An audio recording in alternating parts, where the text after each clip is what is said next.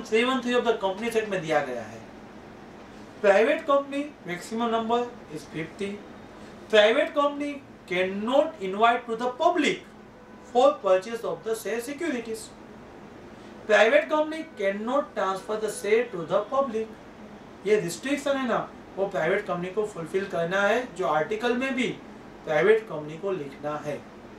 If any restriction is not fulfilled then it can be a deemed to be public company, वो public company हो सकती है। Friends, what is public company? In public company minimum number of members are 7 for maximum no limit. Public company का कितने भी number of members हो सकते हैं, इसीलिए तो इंडस्ट्रियल रिवॉल्यूशन में पब्लिक कंपनी का बहुत ज़्यादा इंपॉर्टेंस है। जितना चाहिए इतना कैपिटल आप पब्लिक कंपनी फॉर्म करके इकट्ठा कर सकते हो। तो friends, next that is the limited liability, limited through the share capital, limited through the guarantee and unlimited liability। ये भी types of company है। What is limited by shares? Friends, in India company exists only limited by shares। shareholder का responsibility कब तक है? face value of the shares। जितना unpaid amount of the face value है उतने तक ही equity shareholders liable है। फुली पेड अप शेयर्स के लिए इक्विटी शेयरहोल्डर्स का कोई रिस्पॉन्सिबिलिटी नहीं है। Limited by guarantee, commerce, arts, science, culture, उस सब के डेवलपमेंट के लिए जो कंपनी फॉर्म की जाती है, section 25 of the companies act में जो कंपनी फॉर्म की जाती है उसका प्रॉफिट मोटिव नहीं होता है, तो ऐसी कंपनी है वो लिमिटेड बाय गारंटी हो सकती है, like club of cricket etcetera. Friends, unlimited liability वाली company, friends remember that in partnership generally liability of the partners will be unlimited. For the डेब्ट of the partner each partner is personally liable, assets of the each partner is liable. लेकिन in case of a company if unlimited liability then shareholder also liable personally, but remember that in India only company limited by shares is available, unlimited liability company is not available in India। Friends, share जब apply करना है तो आप single name से भी apply कर सकते हो, जॉइंट नेम से भी अप्लाई कर सकते हो। Maximum joint share holders are allowed, that is 3। 3 आदमी साथ में मिलके शेयर के लिए अप्लाई कर सकता है। अब जब पब्लिक इश्यू करते हैं ना, अर्लियर आपको सेंट्रल गवर्नमेंट का परमिशन लेना था, लेकिन after amendment now SEBI permission is required. What is SEBI? Security exchange board of India, MCQs के लिए इम्पोर्टेंट। ये सेबी का परमिशन लेके आप पब्लिक इश्यू कर सकते हो। फ्रेंड्स, पब्लिक इश्यू में पब्लिक आपके लिए शेयर अप्लाई करता है और आपका मिनिमम सब्सक्रिप्शन अचीव हो जाता है, 90% of the issued capital will be there, then only you can allot the share capital to the public. वैसे पब्लिक इश्यू तभी सक्सेस होता है कि 90% of the issue, that is the minimum subscription is achieved. If minimum subscription is not achieved then it money will be repaid within the prescribed time. Also certain other theory topics like underwriting. What is underwriting? जब company share issue public को करती है उस time पे if minimum subscription achieve नहीं होता है तो हमें वो मनी वापस देना पड़ता है। There is no certainty to commencement of the business। तो इन्वेस्टर है ना, वो इन्वेस्ट नहीं करेंगे। कोई भी इश्यू अंडरराइटर नहीं हुआ होगा तो इन्वेस्टर को डर लगेगा, हम आज मनी दे रहे हैं, मिनिमम सब्सक्रिप्शन नहीं होगा तो कंपनी हमें वो मनी वापस दे देगा। तो ऐसा न हो, उसी वजह से इन्वेस्टर को सम सिक्योरिटी चाहिए, उसके लिए अंडरराइटर्स कंपनी को गारंटी देते हैं। मिनिमम सब्सक्रिप्शन अचीव नहीं होगा, public minimum application money apply नहीं करेंगे तो underwriters themselves will purchase. Underwriter है ना, वही परचेस कर लेंगे। तो अंडरराइटर्स है ना, वो गारंटर है।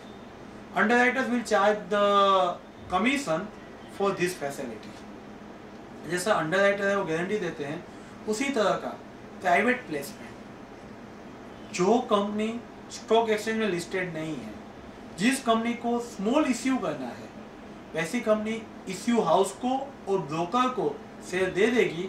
इश्यू हाउस और ब्रोकर वो अपनी तरह से पब्लिक को शेयर इश्यू करेगा।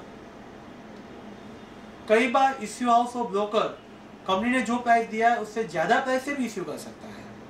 तो वो जो ज़्यादा प्राइस है ना, वो इश्यू हाउस का, ब्रोकर का इनकम होगा, कमीशन होगा।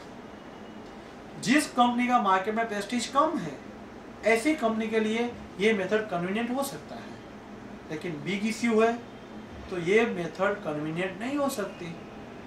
छोटा इश्यू है तो हमें एक्सपेंसेस कम करना है, इश्यू के एक्सपेंसेस हमें कम करवाने के लिए भी ये मेथड इश्यू हाउस थ्रू आप सेल ऑफ ऑफर करके सेल इश्यू कर सकते हो। फ्रेंड्स, स्वेट इक्विटी, कई बार एम्प्लॉयज को, डायरेक्टर्स को आप मार्केट प्राइस से कम प्राइस में सेल इश्यू करते हो, विदाउट कंसिडरेशन सेल इश्यू करते हो। It's like intellectual know how, it's like know how. तो वो जो सेल दिए जाते हैं वो से स्वेट इक्विटी माने जाते हैं। उसके लिए आपको 79A of the company sector है ना, वो फुलफिल करना है। लास्ट 3 मंथ की प्राइस की एवरेज, 2 मंथ की प्राइस एवरेज, इसमें जो लिस्ट प्राइस है ना, वो प्राइस आपको सिलेक्ट करना है। तो स्वेट इक्विटी इश्यू करने से पहले आपको कितना अमाउंट, किसको, कौन से प्राइस में, that is the how options will be vested, how it will be exercise, when it can be exercise, ये सब का रिजोल्यूशन पास करना है। तो स्वेट इक्विटी आप एम्प्लॉयज को मोटिवेट करने के लिए, आपका लेबर टर्नओवर कम करवाने के लिए, एम्प्लॉयज आपके वहीं वो काम करते रहे, इसीलिए आप स्वेट इक्विटी भी फ्रेंड्स इश्यू करते हो। Another important thing that is the most और फीचर। फ्रेंड्स, आपको मालूम है कॉल्स इन एरियस भी होता है, कॉल्स इन एडवांस भी होता है। तो पहले कॉल्स इन एडवांस क्या है? इफ आर्टिकल ऑथोराइज, आर्टिकल में ऑथोराइज किया हुआ है तो कंपनी कॉल्स इन एडवांस से वो एक्सेप्ट कर सकती है। Remember that generally company calls in advance पे डिविडेंड नहीं दे सकती। आर्टिकल में स्पेसिफिक बोला है कि कॉल्स इन एडवांस पे डिविडेंड देना है तभी दे सकती है। आपने मंगाया था फर्स्ट कॉल, लेकिन पूरा रकम सेकंड कॉल भी है वो शेयरहोल्डर ने दे दिया है, तो second call at the time of first call will be advance. आप जब एंट्री पास करते हो से अलॉटमेंट टू से कैपिटल, बाद में अलॉटमेंट से ज्यादा मनी आया तो बैंक अकाउंट डेबिट टू से allotment to calls in advance. Application के टाइम ज्यादा मनी आया तो bank to application, application to से allotment to calls in advance. जब मनी मिलता है ज्यादा तो कॉल्स इन एडवांस में क्रेडिट होता है, और जब वो कॉल मंगाया जाता है तो first call to capital, bank debit, calls in advance debit to equity से capital. And friends, remember that calls in advance जब मनी मिलता है तब क्रेडिट, और जब मनी हम मंगवाते हैं तब डेबिट किया जाता है। वैसे he calls in areas, calls in advance and calls in areas. Calls in areas में आपको यानी कि कंपनी को 5% इंटरेस्ट पे करना है। कॉल्स इन एडवांस में कंपनी को 6% एडवांस देना है। कॉल्स इन एरियस पे 5%, कॉल्स इन एडवांस पे 6%, यानी कंपनी पे ज्यादा करेगी और रिकवर कम करेगी। और जब कॉल्स के मनी मिलने के बाकी है तो आप first call to capital, then bank debit, calls in arrears debit to first call, ऐसी एंट्री है वो पास करते हो। फ्रेंड्स, हम जब कॉल्स इन एरियस की बात करते हैं तो हम फोर फीचर को भूल ही नहीं सकते हैं। जब कंपनी ने कॉल मंगवाया है लेकिन होल्डर वो कॉल नहीं पे कर सकता है, बोर्ड में रिजोल्यूशन पास करने के बाद, फ्रीक्वेंट अपॉर्चुनिटी और रिमाइंडर देने के बाद कंपनी वो से फॉरफिट करने का डिसाइड करती है। फ्रेंड्स, वो फॉरफिटर की हम एंट्री क्या करेंगे? There are 3 situation.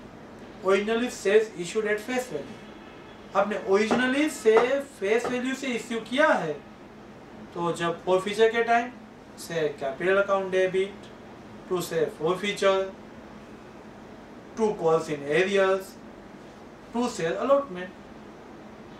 कैपिटल जितना आपने मंगवाया है ना उतना डेबिट करना है। कई बार पार्टली पेड होते हैं ना तो 10 डेबिट करना ऐसा जरूरी नहीं है। आप जितना मंगवाया है उतना आपको कॉल है क्रेडिट करना है, और कैपिटल है वो डेबिट करना है। कैपिटल डेबिट टू से अलॉटमेंट टू से कॉल टू से फॉरफिचर। फ्रेंड्स, ओरिजिनली से डिस्काउंट से इश्यू किया है तो फॉरफिचर की एंट्री, रिमेंबर दैट जब हम शेयर इश्यू करते हैं तब डिस्काउंट डेबिट करते हैं, तो फॉरफीचर के टाइम ऑलवेज डिस्काउंट क्रेडिट होगा। इक्विटी से कैपिटल डेबिट, टू से फॉरफीचर, टू से डिस्काउंट, टू से अलॉटमेंट, टू से कॉल। लेकिन फ्रेंड्स प्रीमियम से ओरिजिनल से इश्यू किया तो इश्यू के टाइम प्रीमियम है ना वो क्रेडिट होगा, लेकिन फॉरफीचर के time always remember most important, premium is received at that time, forget it. Premium मिल गया है तो भूल जाओ, प्रीमियम नहीं मिला है, if premium is not received then entry will be share capital account debit, security premium account debit, to से अलॉटमेंट, टू से फर्स्ट कॉल, टू से फॉरफीचर। प्रीमियम मिल गया है तो capital debit, to allotment, to call and to से forfeiture. In short premium मिल गया है तो भूल जाओ, डेबिट मत करो। प्रीमियम नहीं मिला है तो सिक्योरिटी प्रीमियम आपको डेबिट करना है। फ्रेंड्स हम जब फॉरफिट किया हुआ से रीइश्यू करेंगे तब, जब हम फॉरफिट किया हुआ से जब रीइश्यू करते हैं ना, तो रिमेंबर दैट कौन से प्राइस से रीइश्यू कर सकते हैं, जितना आपका शेयर फॉरफीचर अकाउंट है ना उससे ज्यादा डिस्काउंट रीइश्यू के टाइम पे दिया नहीं जाता। जनरली 10% से ज्यादा डिस्काउंट देने के लिए सेंट्रल गवर्नमेंट की परमिशन रिक्वायर्ड है, लेकिन यहाँ पे फॉरफिटेड से रीइश्यू करने के लिए 10% से ज्यादा डिस्काउंट दिया है तो permission of the central government is not required. आप जब रीइश्यू ऑफ द फॉरफिटेड से करोगे, बैंक अकाउंट डेबिट टू से बैंक अकाउंट डेबिट से फॉरफीचर अकाउंट डेबिट टू से कैपिटल, 10 वाले से 8 में रीइश्यू किया है तो आप bank debit 8, forfeiture debit 2, to से कैपिटल 10। जितना अमाउंट कम है ना तो आपको फॉरफीचर में से लेना है, और जब सबसे रीइश्यू हो जाएंगे बाद में जो फॉरफीचर का बैलेंस बचेगा उसके लिए आप क्या करोगे, forfeiture account debit to capital reserve. Friends कई बार ऐसा भी होता है कि आपने डिस्काउंट से जो शेयर फॉरफिट किया हुआ है ना वो अगेन आप डिस्काउंट से इश्यू करते हो। रिमेंबर दैट रीइश्यूड से 10 से ज्यादा प्राइस इश्यू करते हैं ना तभी सिक्योरिटी प्रीमियम होता है। ओरिजिनल कैसे इश्यू किया था उससे कुछ रिलेवेंट ही नहीं है, ओरिजिनली प्रीमियम से इश्यू किया है, लेकिन रीइश्यू आपने 9 से किया है तो प्रीमियम नहीं है। ओरिजिनल डिस्काउंट से इश्यू किया लेकिन रीइश्यू आपने 11 में किया है तो प्रीमियम आ सकता है। लेकिन फ्रेंड्स फेस वैल्यू से ज्यादा प्राइस में रीइश्यू होगा तभी प्रीमियम क्रेडिट होगा, वरना नहीं। लेकिन डिस्काउंट रीइश्यू के टाइम पहले डिस्काउंट डेबिट होगा, बाद में जो अमाउंट कम होगा ना वो फॉरफीचर में से लेना है। तो रीइश्यू के time bank account debit, discount account debit से फॉरफीचर अकाउंट डेबिट टू से कैपिटल। अभी जो फॉरफीचर बचा है वो फॉरफीचर ऑलवेज कैपिटल रिजर्व में ट्रांसफर होता है, से forfeiture account debit to capital reserve. Friends लेकिन कई बार ऐसा भी होता है कि से फॉरफीचर है वो हम पूरे से सबसे रीइश्यू नहीं करते हैं, part of the forfeited shares है ना वो रीइश्यू करते हैं। 500 शेयर्स वो आपने फॉरफिट किए हैं एंड रीइश्यू आपने 300 ही किया है। 500 शेयर पे 5 रुपीज यानी 2500 फॉरफिचर अवेलेबल है, लेकिन रीइश्यू आपने 200 शेयर्स किया हुआ है तो आपका available forfeiture for the 200 is how much, 500 के लिए 2500 तो 200 के लिए 1000 ही है। तो प्रपोर्शनेट आपको फॉरफीचर फाइंड करना है। 500 के लिए 2500 तो 200 के लिए कितना, तो 200 रीइश्यू करने में आपने 400 यूटिलाइज किया हुआ है तो बाकी का 600 कैपिटल रिजर्व में आपको ले जाना है। तो रिमेंबर दैट प्रपोर्शनेट से इश्यू किया जाता है तो प्रपोर्शनेट कैपिटल रिजर्व फाइंड करना है। Proportionate forfeiture minus utilised forfeiture that is the proportionate capital reserve. और फ्रेंड्स जब हम शेयर फॉरफिट करके रीइश्यू करते हैं तो हम कैपिटल रिजर्व में कन्वर्ट करते हैं, लेकिन जब तक वो फॉरफिटेड से रीइश्यू नहीं किए जाते तब तक हमारा जो फॉरफीचर है वो शेयर कैपिटल में ऐड किया जाता है। Friends let me see the various small example. First that is the let me see A limited forfeited 300 equity shares of 10 fully called up held by mister X for the non payment. हमने 300 से issue किए हैं और हर एक से 10 रुपये का है, उसमें से फाइनल कॉल 4 रुपीज़ का नॉन पेमेंट हुआ है, यानी एप्लीकेशन के 2 रुपये पे किया है, अलॉटमेंट के 4 रुपीज़ पे किया है, ओरिजिनली एट पास से इश्यू किया है। हमने क्वेश्चन देखा ओरिजिनली एट पार से इश्यू किया है तो जर्नल एंट्री इक्विटी से कैपिटल अकाउंट डेबिट 300 इंटू 10 यानी 3000। जो नहीं मिला है इक्विटी से फाइनल कॉल 4 रुपीज नहीं मिला है 300 इंटू 4 यानी 1200। जो मिला है एप्लीकेशन का मिल गया है, अलॉटमेंट का मिल गया है 2 + 4 6, 2 से 4 फीचर 1800, इक्विटी से कैपिटल डेबिट 3000, इक्विटी से फाइनल कॉल 1200, 2 से 4 फीचर 1800। फ्रेंड्स बहुत सारे क्वेश्चन हम देख सकते हैं। Please see the second question, that is the X Limited forfeited 200 equity shares। First जो क्वेश्चन था ना फुली पेड अप था, इसीलिए हमने इक्विटी से कैपिटल फुली पेड अप से डेबिट किया। अभी का जो सेकंड क्वेश्चन है ना उसमें 80 कॉल्ड अप है, 80 कॉल्ड अप है ना, तो 2 रुपीज फर्स्ट कॉल का नॉन पेमेंट हुआ है, एप्लीकेशन के 2 रुपीज, अलॉटमेंट के 4 रुपीज और रिसीव्ड हो गया है। तो इक्विटी से कैपिटल आपको डेबिट 8 रुपीज से करना है। लेट वी सी 200 इंटू 8 यानी 1600। कोल्ड अप 8 है ना, जितना कोल्ड अप है ना उसी से आपको कैपिटल डेबिट करना है। कितना नहीं मिला है, फर्स्ट कॉल नहीं मिला है 200 into 2, 2 calls in areas 200 into 2 यानी 400। टू फॉरफिटेड शेयर्स जो हमारा फॉरफीचर अकाउंट है ना वो 200 इंटू 6, 2 रुपया नहीं मिला है 6 रुपीज मिला है। इक्विटी से capital 1600, 2 calls in arrears 400, 2 forfeiture account that is 1200। Friends वो आपको याद रखना है। Let we see the next 200 equity shares of 10 is fully called up, non payment of 500, final call ₹2 पर से 200 शेयर आपने इश्यू किए हैं, उस पे आपने फुली पेड मंगवा लिया है, 2 रुपये फाइनल कॉल का नहीं मिला है। Remember that it was issued with the discount of 10%, 10% discount से इश्यू किया है। Application, allotment and first call 2, 3 and 2 वो आपको मिल गया है, यानी आपको 7 रुपीज मिला है, 2 रुपीज नहीं मिला है, 1 रुपीज डिस्काउंट दिया है। इक्विटी से कैपिटल डेबिट 200 इंटू 10 2000, इक्विटी से फाइनल कॉल क्रेडिट करना है 200 इंटू 2 400, फॉर फीचर 7 रुपया मिला है 200 into 7 1400, to discount 200 into 1 that is 200 rupees. Equity से capital debit 2000, final call credit 400, forfeiture 1400, to discount 200। आपको मालूम है always at the time of forfeiture discount can be credited, discount credit करना है। Friends see the next 500 equity shares 20% premium, application पे 2 rupees, allotment पे 5 rupees including premium and call में 5 rupees, यानी 2 rupees application, 3 rupees allotment and 2 rupees premium and 5 rupees final call के time पे आपको money मंगवाना है। What is journal entry? That we see equity से कैपिटल डेबिट 500 इंटू 10 5000। प्रीमियम का amount नहीं मिला है, आपको मालूम कैसे हुआ कि प्रीमियम का अमाउंट नहीं मिला है? फ्रेंड्स अलॉटमेंट के टाइम पे आप प्रीमियम मंगवाते हो, अलॉटमेंट का मनी नहीं मिला है, इसीलिए हम बोल सकते हैं कि प्रीमियम का अमाउंट है वो आपको नहीं मिला है।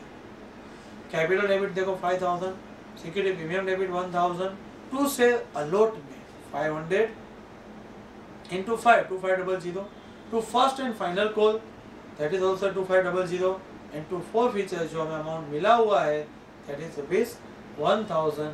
फ्रेंड्स तो आपको जो री इश्यू करते हो फॉरफिट करने के बाद, तो उसके टाइम पे जितना आपने फॉर फीचर यूटिलाइज किया है उतना फॉर फीचर आप यूटिलाइज कर सकते हो, बाकी का कैपिटल रिजर्व में आप ट्रांसफर कर सकते हो। फ्रेंड्स नेक्स्ट टॉपिक हम जब डिस्कस करते हैं that is the debenture. What is the debenture? Debenture is nothing but acknowledgement of the debt by the company in the form of certificate. Debenture है ना वो कंपनी का बोरोइंग है। Share holders are the owner of the company, लेकिन debentures are the creditors of the company. Debentures can be secured, debenture can be unsecured. Friends, हम जब various types of debenture जब देखते हैं, नेट डिबेंचर यानी unsecured, कुछ भी आपने चार्ज क्रिएट किया है, कंपनी ने कोई फिक्स एसेट है वो मॉर्गेज पे दिया है, कंपनी ने फ्लोटिंग चार्ज क्रिएट किया है, तो वो सिक्योर्ड डिबेंचर माना जाएगा। आपको मालूम है 2 टाइप की सिक्योरिटी हो सकता है, fix charge and floating charge. जो debenture against particular assets like against building, against plant and machinery, particular assets के सामने है, उस डिबेंचर को हम सिक्योर्ड डिबेंचर मानेंगे। और पर्टिकुलर एसेट्स है तो fix charge secured debenture. Against the whole assets of the company है तो floating charge of the secured debenture माना जाएगा। Particular assets fix charge, whole business that is the floating charge of the security माना जाएगा। तो first that is the secured debenture and unsecured debenture, first mortgage and second mortgage debenture. Friends, first mortgage यानी एक ही assets है, 50 लाख का building है, उसी assets पे आपने 5 लाख का डिबेंचर इशू किया है तो वो फर्स्ट मॉर्गेज है। बाद में दूसरे 10 लाख के डिबेंचर इशू करोगे, मॉर्गेज सेम ही रहेगा, वही बिल्डिंग रहेगा, तो बाद में जो इशू किया गया है that is friend second mortgage debenture. तो first and second, secured and unsecured, that is the convertible and non convertible. Friends, some period के बाद डिबेंचर का कन्वर्जन सेम में हो जाता है तो हम बोलते हैं कन्वर्टिबल डिबेंचर, और नहीं होता है तो हम उसको नॉन कन्वर्टिबल डिबेंचर मानते हैं। रजिस्टर्ड एंड बेरर, आपको मालूम है बेरर है ना, कोई भी इंस्ट्रूमेंट है वो सिर्फ डिलीवरी से ट्रांसफर हो सकता है। रजिस्टर्ड है वो आपको कंपनी को इन्फॉर्म करना पड़ता है, कंपनी नया सर्टिफिकेट देती है, मेंबर्स का वो जो डिबेंचर होल्डर्स का नाम है वो ओल्ड का रजिस्टर में से निकालती है, नए का नाम ऐड करती है। तो रजिस्टर्ड डिबेंचर हो सकते हैं, बेरर डिबेंचर हो सकते हैं, redeemable debentures and non redeemable debentures. And friends, another thing that is the important thing, आप जब डिबेंचर इश्यू करते हो ना, eight that time floating charge generally create किया जाता है और बाद में डिस्काउंट से भी इश्यू कर सकते हो। डिबेंचर का डिस्काउंट यानी 100 का डिबेंचर आप 90 में इश्यू करोगे तो वो डिस्काउंट कैसे राइट ऑफ करना है? 5 साल का डिबेंचर है तो उसका डिस्काउंट आपको 5 ईयर में इक्वल इंस्टॉलमेंट में राइट ऑफ करना है, और जब तक डिस्काउंट राइट ऑफ नहीं होगा तब तक वो बैलेंस शीट में मिसलेनियस एक्सपेंडिचर में, डिफर्ड रेवेन्यू एक्सपेंडिचर में आपको डिस्काउंट है वो दिखाना है। Friends, what is the basic difference between the debenture and share? Debenture पे रेट ऑफ इंटरेस्ट फिक्स होता है, इंटरेस्ट है ना वो लॉस है तभी